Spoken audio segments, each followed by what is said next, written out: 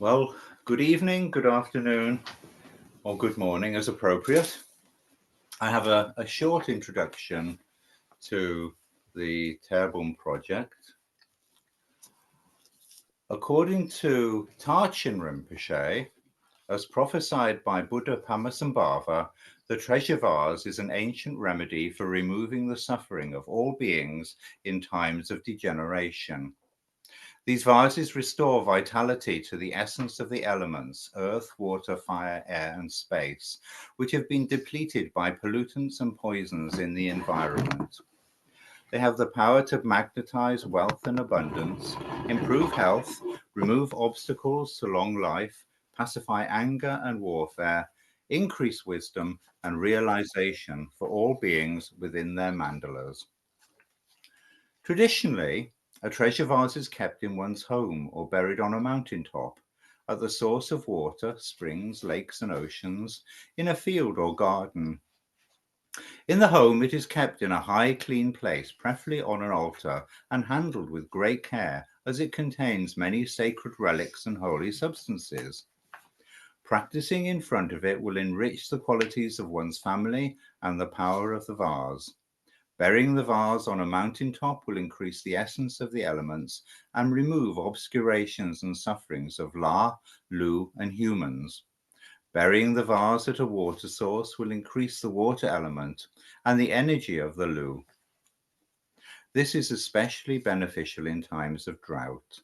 Burying the vase in a field or garden will enrich abundance and promote growth. Burying the vase in a practice place will empower the practitioners and secure the success of practices. To bury a vase requires a special ceremony to be performed by a qualified lama. This can be performed on site or simultaneously from a distance. Nakchang Rinpoche was presented with one of Tharchin Rinpoche's first gTérbums, along with the Dujom Ter text, which describes the process through which they are made and consecrated. After this, Nakchang Rinpoche had an important dream, after which he deemed it timely to make 111 Arrow Ter gTérbums. Nakchang Rinpoche recounted the dream as follows. After entering the vivid sensory dimension of Urgyen Zambala and Sogyen Zambala, they dissolved into space through the elements from space to earth, and I found myself sitting with Kandro Dechen and a large group of disciples. The disciples were filling gTérbums, which had been made according to the tema of Kyungchen Arolingma. They were empowered through the awareness spells of Urgyen Zambala and Sogyal Zambala, the wealth manifestations of Padmasambhava and Yeshit Sogyal. The gTérbum is a four-sided vase with square lid. Each side of the gTérbum has a syllable zam upon it in the color of the particular direction of the elements.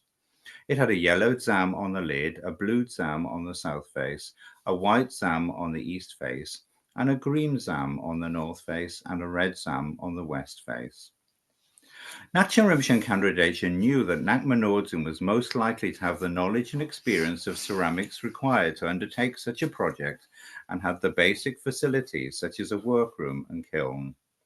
Nakma Nordzen said, I was honored to be asked by Nakchen Rinpoche to undertake the project, although I don't think I or anyone else then realized what a long time it would take to complete the gTérbum.